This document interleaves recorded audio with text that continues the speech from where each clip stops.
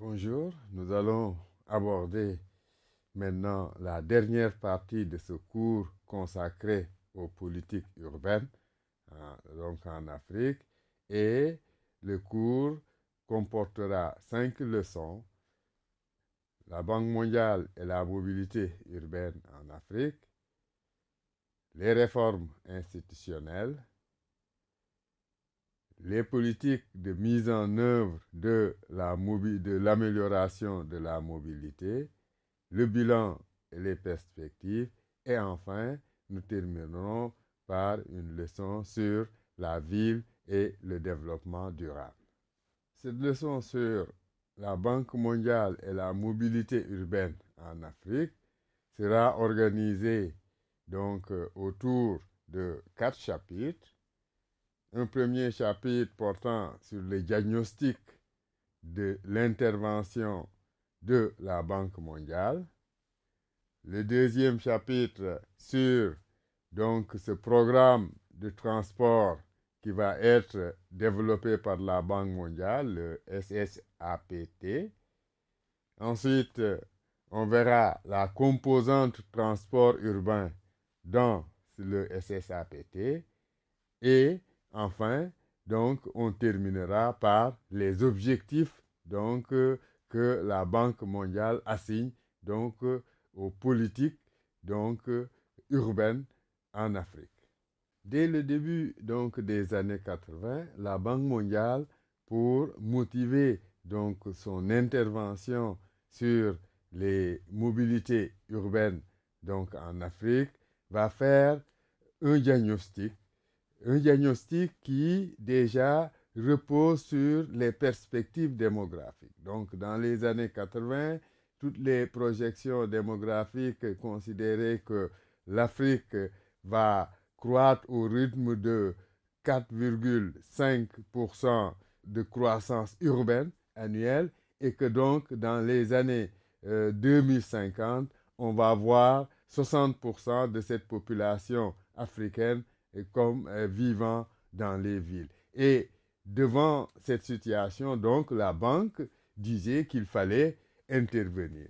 Et à la fin des années 80, cette croissance démographique déjà qui profile à l'horizon présente un certain nombre de contraintes du point de vue de la mobilité donc dans les villes africaines. Alors, il y a des contraintes de mobilité dont l'encombrement, la congestion, et ceci entraîne aussi bien des contraintes de mobilité que donc des contraintes aussi environnementales avec les risques sanitaires que ça pose. Et donc la banque également avait constaté qu'il n'y avait pas une planification qui liait les transports à l'aménagement du territoire. Et elle a conclu que les villes africaines étaient livrées à elles-mêmes, et d'autant plus que,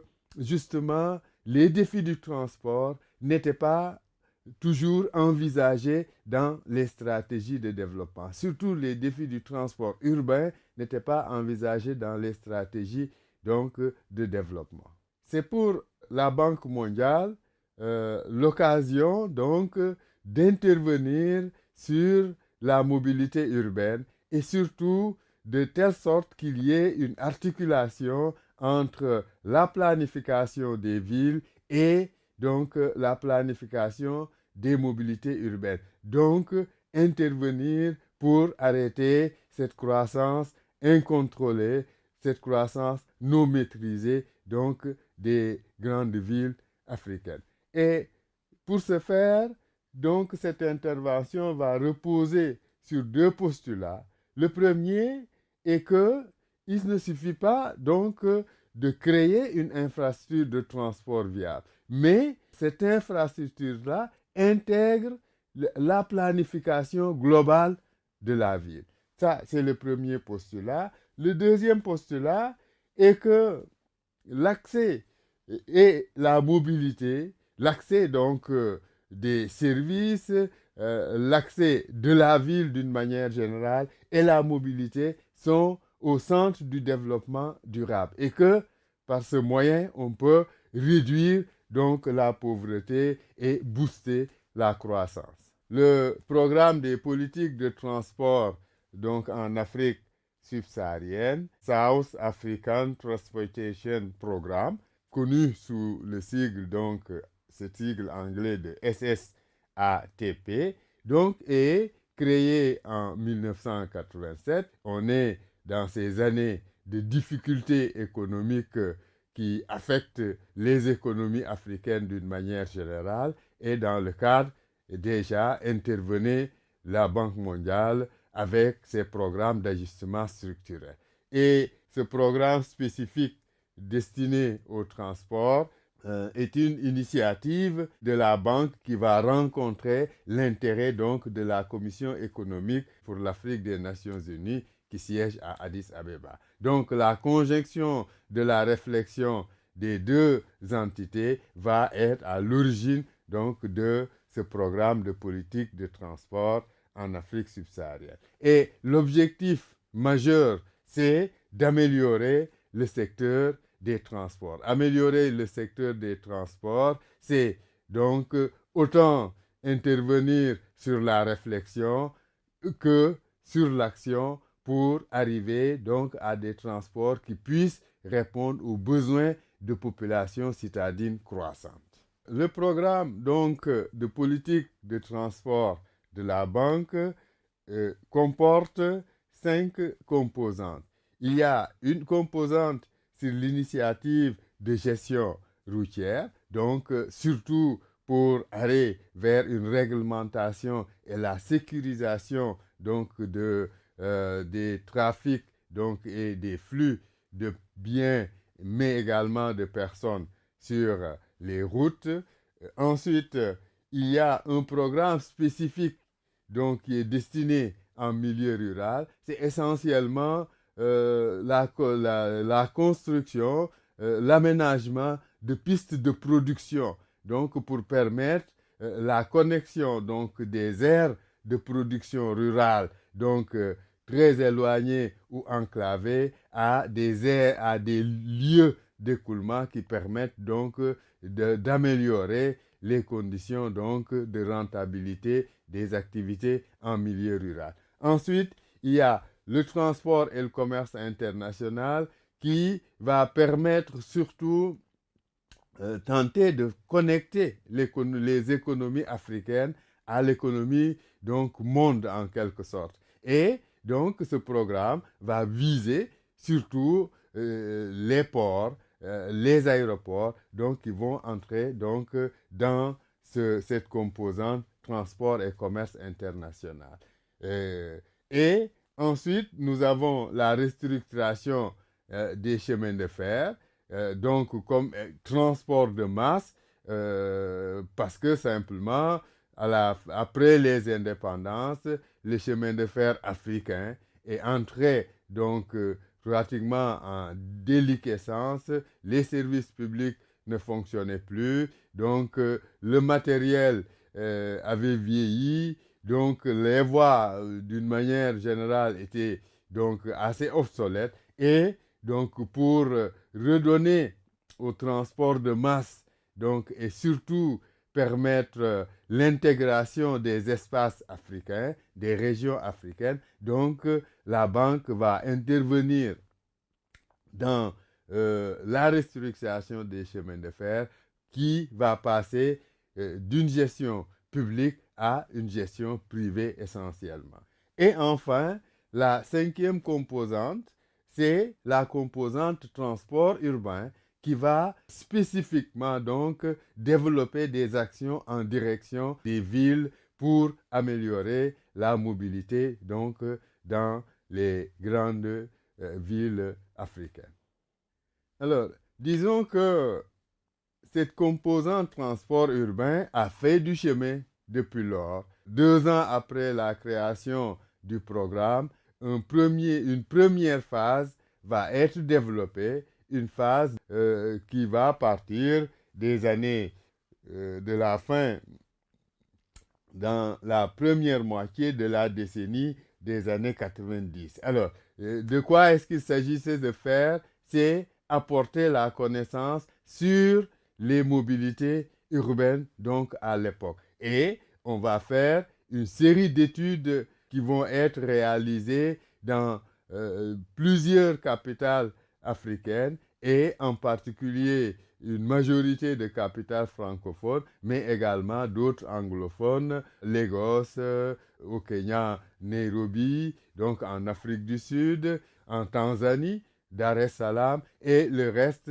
sont essentiellement des villes de l'Afrique francophone, de l'Afrique de l'Ouest et de l'Afrique centrale. Donc, c'était 12 pays pilotes donc, qui, dès le départ, avaient adhéré donc, à cette réflexion et dont les travaux vont permettre donc, d'une meilleure connaissance. Et donc, en 91, une première réunion va se tenir, donc un séminaire de restitution régionale où l'ensemble des résultats des études sont portés à l'attention des décideurs de ces pays pour amorcer la réflexion. Tout de suite après, il va y avoir une deuxième phase, après les études, la connaissance du milieu, une deuxième phase, les stratégies. Donc, globalement également, pendant 5 années, jusque pratiquement la fin des années 90, des réunions, des ateliers, des séminaires donc, vont être tenus et au cours de ces séminaires, au cours de ces conférences internationales, on va essentiellement mettre l'accent sur comment formuler des stratégies donc, pour améliorer la mobilité urbaine. Et à la fin des années 2000, il va y avoir maintenant le début jusqu'aujourd'hui, donc une phase de mise en œuvre de ces programmes. Et dans cette phase de mise en œuvre, donc, nous verrons au cours donc, des leçons suivantes qu'est-ce qui a été justement réalisé. Le programme donc, de politique de transport de la banque est conçu comme un cadre d'échange, un cadre de concertation, un cadre de réflexion entre les différents acteurs donc, de la mobilité urbaine. Bon, bien sûr, il y a la banque, mais également il y a les décideurs donc, des différents pays donc, qui ont adhéré au programme. Et disons déjà qu'au début des années 2000, il y avait 18 pays qui avaient adhéré, depuis l'Afrique occidentale, donc francophone, anglophone, mais également l'Afrique centrale et l'Afrique orientale, pour finir par l'Afrique du Sud. Donc, il y avait 18 pays donc, qui s'étaient déjà engagés donc, dans cette réflexion. Donc, ils réunissaient ces décideurs politiques, mais il y avait également été conviés aux réunions les organisations régionales, les bailleurs de fonds, les chercheurs et les experts conseils. Et au-delà de ce cadre d'échange que servait le programme, l'autre aspect du fonctionnement du programme qu'on peut relever, c'est que le programme était également un levier pour mobiliser les ressources quand les pays ont élaboré des réformes. Donc, le programme aidait à jouer donc, d'interface pour permettre le financement des actions inscrites dans ces réformes. Et enfin, ce programme se réunit chaque année en comité d'orientation et suivant donc les préoccupations du moment, il y avait toujours une thématique, il y a toujours une thématique qui est retenue et qui va faire l'objet donc des échanges, l'objet des réflexions, donc en parallèle donc au bilan des actions qui ont été menées et des actions qu'il faut mettre sur le pipeline. Donc, et ces moments étaient des moments importants pour réfléchir sur des thématiques, que ce soit les entreprises privées dans le transport urbain, que ce soit le rôle des collectivités locales dans les transports urbains. Donc, d'une année à l'autre, le thème changeait selon les préoccupations du moment des membres de cette assemblée. Alors, le programme visait deux objectifs majeurs, deux objectifs généraux. Le premier, c'est de promouvoir la connaissance et l'adoption et la mise en œuvre des politiques de transport. Et une des clés, justement, ça va être la production de l'information et le partage de ces informations pour servir donc de base à la mise en place de ces politiques donc de mobilité qui entrent dans le cadre d'une politique globale, donc simplement de la ville. Alors, le deuxième objectif général, c'est de s'assurer que les villes, les agglomérations ont la prise de conscience, les mandats et les aptitudes nécessaires. Et là, on est au niveau de l'institutionnel, au niveau du politique. Quelles réformes faudrait-il engager pour donner aux acteurs les moyens de mener cette politique d'amélioration? Les acteurs politiques, c'est à la fois l'administration centrale, mais aussi c'est à la fois les collectivités locales. Pour atteindre ces objectifs généraux énoncés précédemment, la démarche du programme repose sur 4 objectifs spécifiques qui vont être la base des lignes d'action qu'il faudrait développer. Alors, le premier objectif, c'est consolider et étendre la réforme des politiques de transport. Donc, en établissant un dialogue au niveau sectoriel et une coordination institutionnelle. Qu'il y avait plusieurs acteurs, des acteurs aux intérêts qui n'étaient pas toujours convergents, et ensuite qu'il y avait réellement un problème de coordination, un problème de cohérence dans la vision, donc également des institutions. On l'a vu quand il faut gérer donc une gare routière, la commune en compétition avec la commune d'arrondissement qui est en compétition avec le ministère,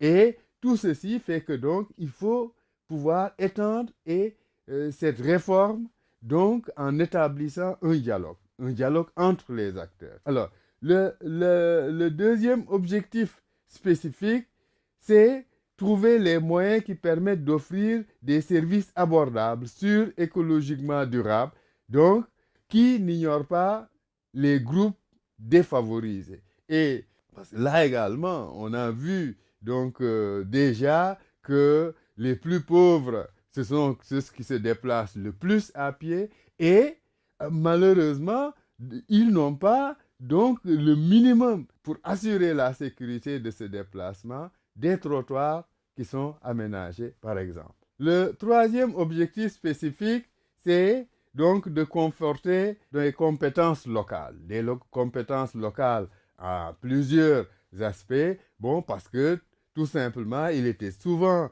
reproché à la banque que donc c'est des experts qui viennent d'ailleurs, qui viennent dicter leurs lois justement, donc ou bien qui viennent donner la leçon à leurs homologues donc en Afrique. Et à partir de ce moment, donc l'objectif c'est de développer des compétences locales pour prendre en charge donc toutes ces questions à la fois de planification, de la gestion, de la réglementation, mais aussi de la recherche sur les mobilités urbaines.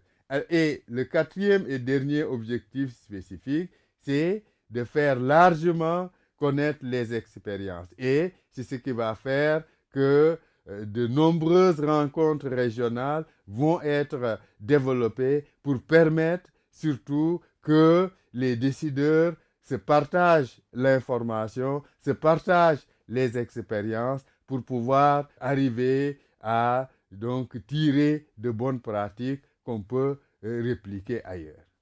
En conclusion, ce qu'on peut retenir donc en fait, les réformes qui vont être menées sur les mobilités donc urbaines en Afrique sont réellement une initiative de la Banque mondiale. Voilà, nous arrivons au terme de cette leçon. Dans la prochaine, on va commencer comment est-ce que donc cette initiative va être menée sur le terrain.